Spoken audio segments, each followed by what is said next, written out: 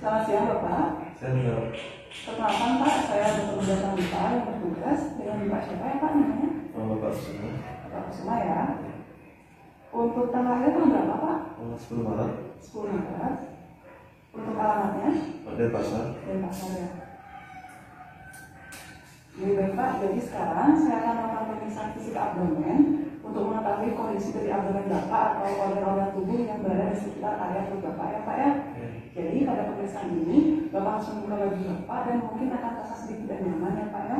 Apakah Bapak bersedia? Sedia dong. Jadi baik Pak, kalau begitu silahkan menuju ke ruang pemeriksaan dan bisa tidur pelan-pelan sampai nyaman ya Pak ya. Alat-alat yang digunakan pada prosedur pemeriksaan fisik abdomen meliputi stetoskop dan penggaris. Saya awali prosedur pemeriksaan dengan mencuci tangan 6 langkah.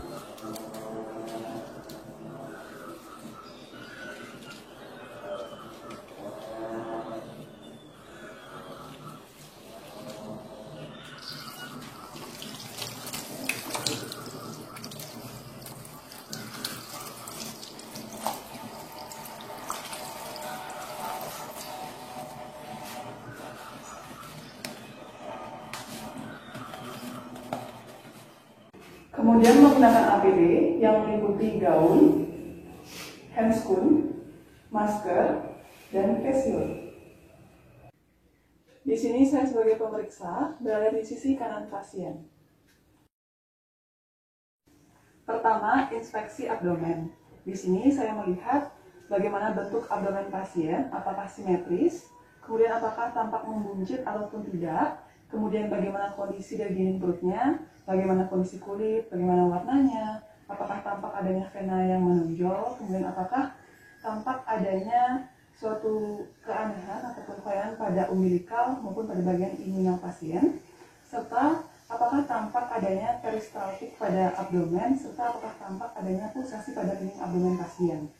Di sini pada inspeksi abdomen pasien tampak simetris, tidak tampak adanya membuncit, kemudian tidak tampak adanya kemerahan maupun bekas luka pada kulit abdomen pasien, serta tidak tampak adanya penonjolan pada bagian umbilikal maupun pada bagian kedua inguinal pasien, serta tidak tampak adanya gerakan peristaltik abdomen maupun tidak tampak adanya pulsasi pada dinding abdomen pasien pada inspeksi.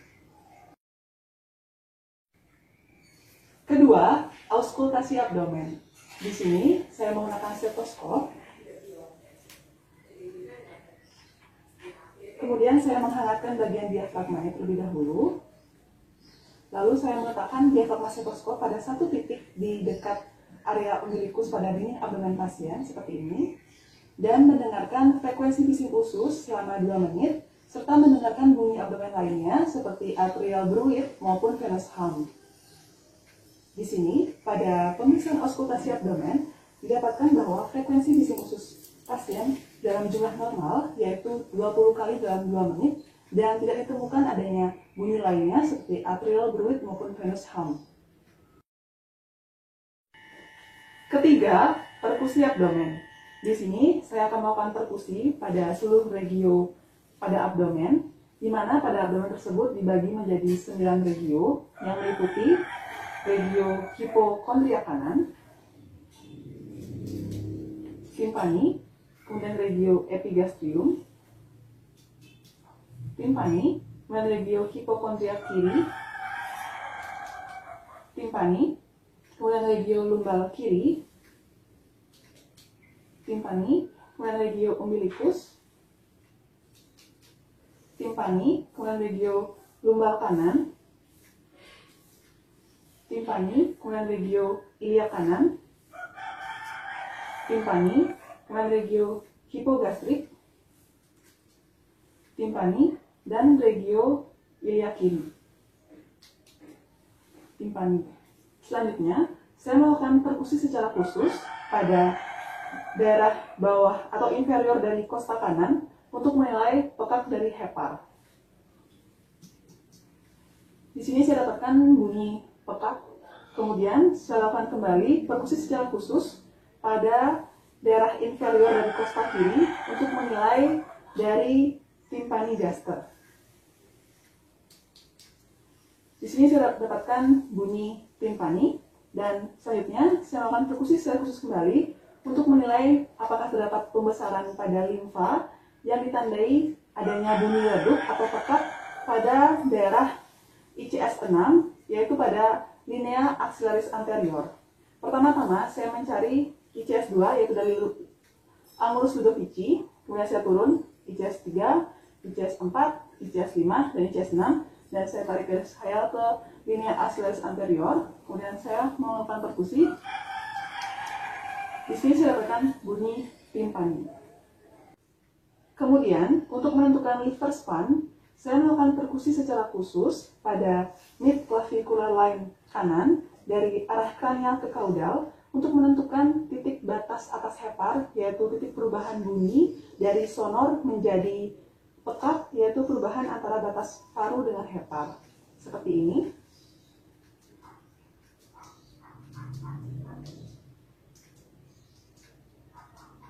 Di sini adalah titik perubahan bunyi dari sonor menjadi pekat yang merupakan titik batas atas dari hepar. Kemudian untuk menentukan titik batas bawah dari hepar, saya melakukan perkusi kembali pada garis mid clavicular line kanan yang saya mulai dari setinggi umbilicus. Dari sini.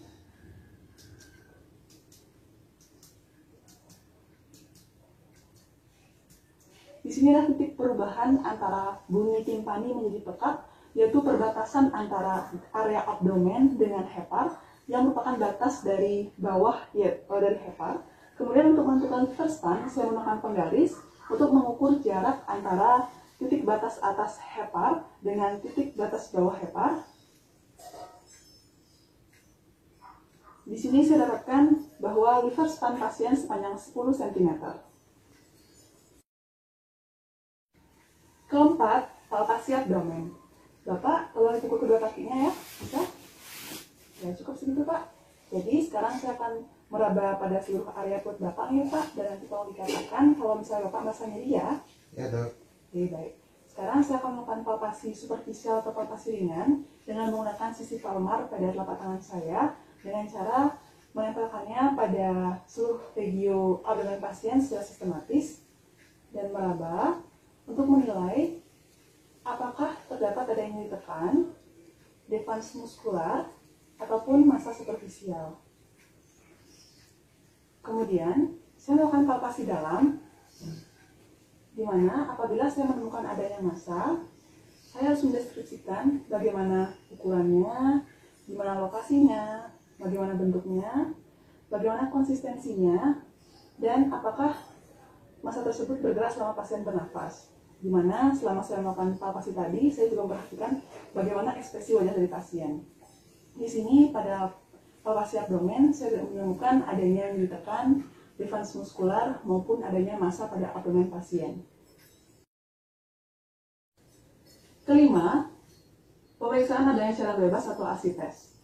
Pemeriksaan adanya cairan bebas atau ASI test dapat dilakukan dengan dua teknik, yaitu teknik shifting dullness dan teknik undulasi. Yang pertama, teknik shifting dullness dilakukan dengan cara melakukan perfusi dari daerah umbilikus pasien, yaitu pada bagian puncak abdomen ke arah lateral kanan ataupun kiri. Di sini saya akan melakukan perfusinya ke arah lateral kanan. Kemudian saya menentukan di mana titik perubahan bunyi dari timpani menjadi redup.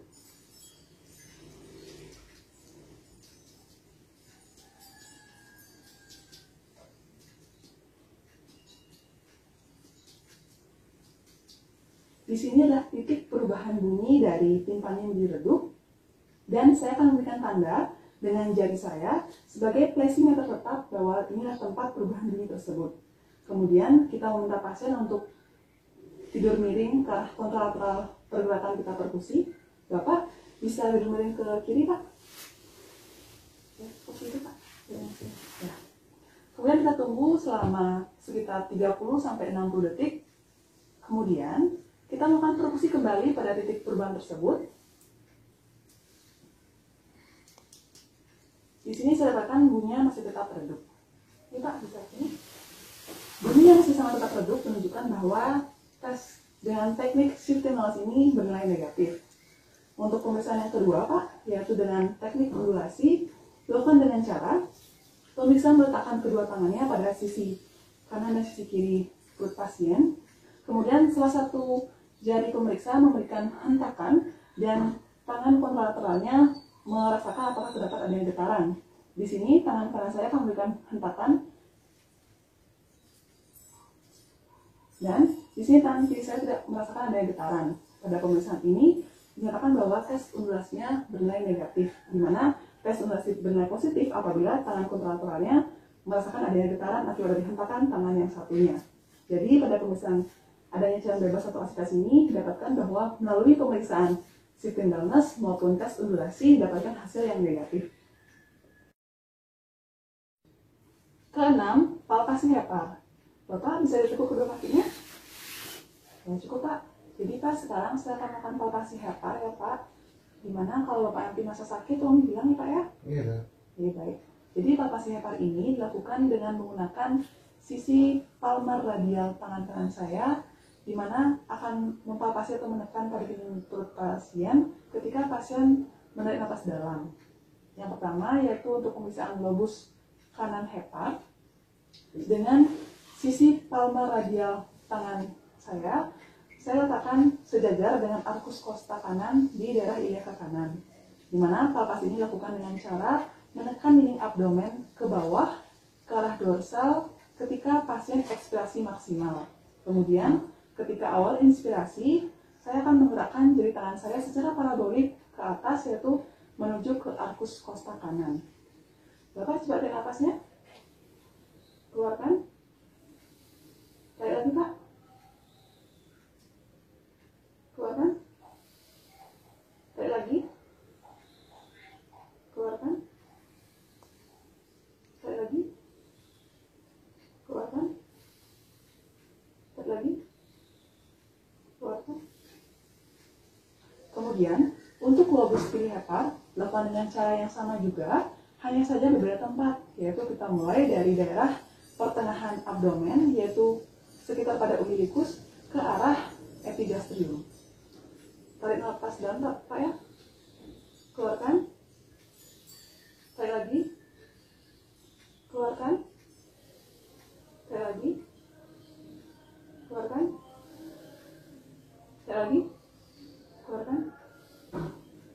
Jadi, pada pemeriksaan palpasi hepar ini, apabila kita menemukan atau meraba pada tepi hepar, kita wajib untuk mendeskripsikan bagaimana ukurannya, kemudian bagaimana tepinya, apakah tajam atau tumpul, kemudian bagaimana konsistensinya, apakah kenyal atau keras, kemudian apakah terdapat yang ditekan, dan bagaimana permukaannya, apakah licin atau berdungkul-dungkul. Pada pemeriksaan palpasi hepar pasien ini, saya tidak menemukan adanya hepar pada palpasi hepar. Selanjutnya, pada pemeriksaan Murphy sign, yaitu dengan cara mempalpasi pada daerah lateral dari musculus rectus abdominis di bawah arkus costa kanan, saya melakukan perabaan ketika pasien menarik nafas dalam. Pak, tarik nafas Pak. Keluarkan. Ya, di sini pemeriksaan Murphy sign bernilai negatif karena pasien tidak mengeluhkan adanya nyeri pada saat perabaan pada Murphy sign. Ketujuh, palpasi limpa. Pak, bisa ditekuk kedua kakinya? Ya, cukup. Jadi sekarang saya akan melakukan pemeriksaan palpasi limpa dengan metode Schaffner, di mana palpasi dilakukan dengan menggunakan sisi palmar radial tangan kanan saya dengan cara memberikan penekanan atau palpasi pada dinding perut pasien ke arah dorsal yaitu ke bawah ketika pasien ekspirasi maksimal. Kemudian pada awal inspirasi, saya menggerakkan jari tangan saya ke arah kranial, di mana pemeriksaan limpa ini dimulai dari sias kanan, melewati umbilikus, sampai ke bawah arkus costa kanan. Oh, bisa tarik nafas, dalam, keluarkan, tarik nafas, keluarkan, tarik nafas, keluarkan, tarik nafas, keluarkan, tarik nafas lagi, keluarkan, tarik nafas, keluarkan. Jadi, pada metode Schaffner ini, kita menilai pembesaran limpa itu berdasarkan lokasinya. Untuk Schaffner 8, itu menandakan bahwa limpa membesar sampai ke arah sias kanan. Sedangkan apabila limfa membesar sampai ke daerah umbilikus, itu bernilai Schaffner 4. Dan bernilai Schaffner 1 apabila limfa membesar sampai di bawah arkus kosta kiri.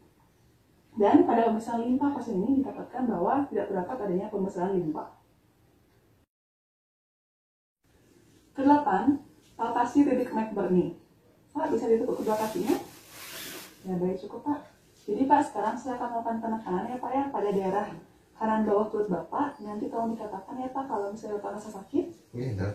Ya, baik. Jadi, pertama-tama kita harus menentukan di manakah lokasi dari titik McBurney, yaitu dia berada sepertiga lateral dari garis imajiner yang menghubungkan antara sias kanan dengan umbilikus. Jadi kira-kira ada garis seperti ini, dari sini ke sini, dan sepertiga lateralnya adalah di sini.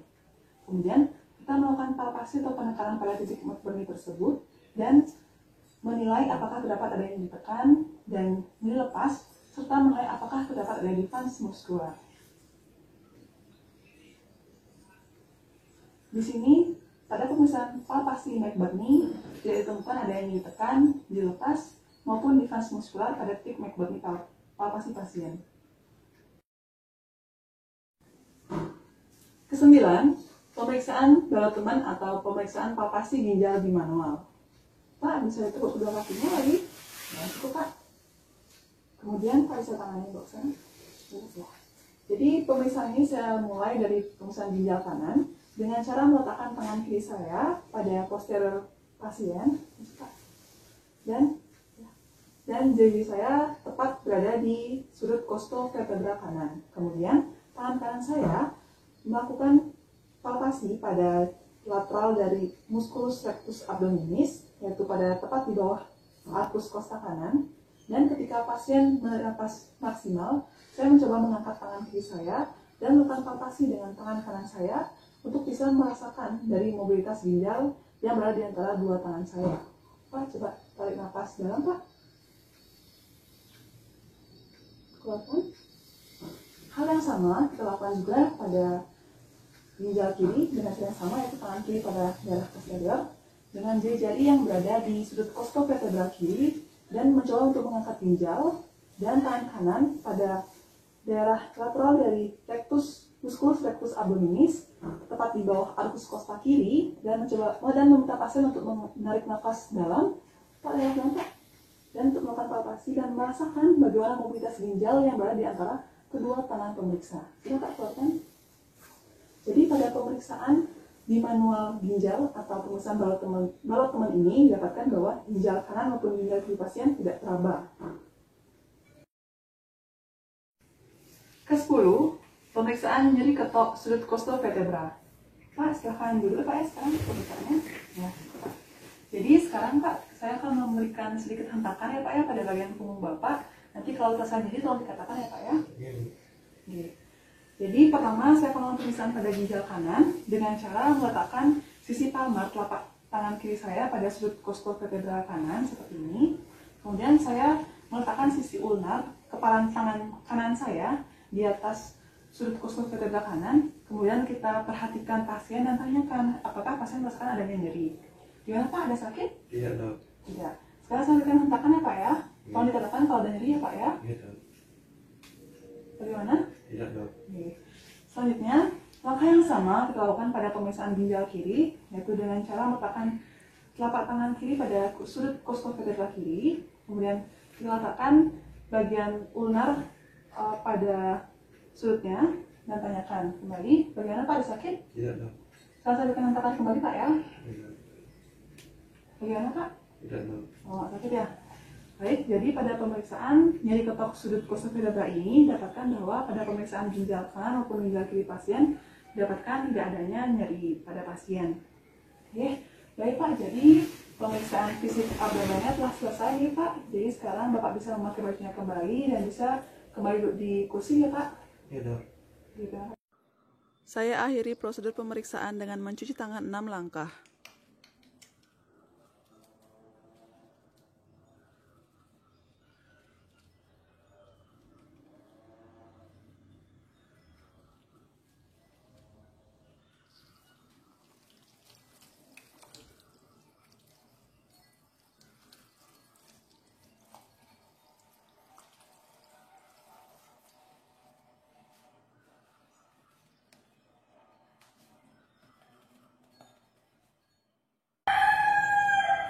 Ya, baik Pak, jadi berdasarkan hasil pemeriksaan fisik abdomen tadi, saya dapatkan secara umum abdomen Bapak dalam keadaan baik ya Pak, nih, di mana masing-masing organ tubuhnya yaitu meliputi organ hepar atau organ hati, kemudian organ limpa, kemudian organ ginjal, itu semua dalam keadaan normal ya Pak. Nih. Jadi apa ada yang ingin dilakukan Pak? Tidak ada, Pak. Kalau begitu, terima kasih nih Pak. Nih.